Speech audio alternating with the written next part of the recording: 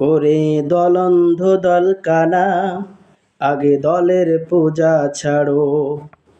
ওরে দলন্ধ দল কানা, আগে দলের পূজা ছাড়ো। তারপরেতে দিন কায়েমের কথা তোমরা বলো।